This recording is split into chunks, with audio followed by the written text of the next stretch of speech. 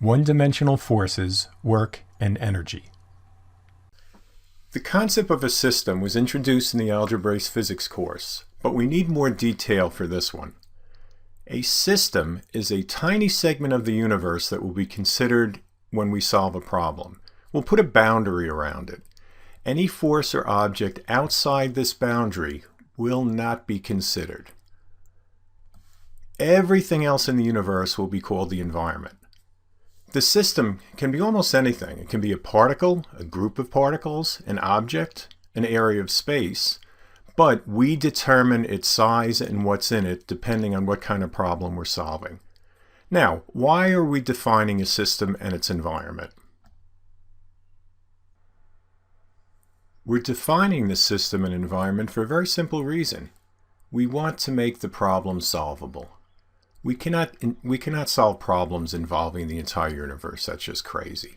So, when we define an appropriate system, we can isolate the forces that are within the system from all the other forces in the universe that are acting on the system. We just keep it away from it. If the forces are internal to the system, there's no change in the energy of the system. We will not be considering thermal energy, which would be an exception to that. So for internal forces, the energy of the system stays the same. If the forces are external, then we can make a change in the energy of the system. But now we've got another term. What is energy? It turns out that energy is so fundamental, very much like space and time, that there is no good answer to this question. Richard Feynman, an American Nobel laureate, didn't worry so much about things like this. His point was, as long as you can make calculations, make predictions, and solve problems, that's good enough. And that's sort of the approach we're going to take to energy. There are some things we can say about it. It has the ability to do work.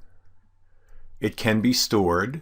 And it can be changed from one form to another, such as light to thermal energy, mechanical to thermal energy, and gravitational potential energy to kinetic energy, which we see all the time when objects fall from a height, where they had a potential energy, then that was changed into kinetic as it moved down. Now, did you notice a term in the bullet list above that hasn't been defined yet?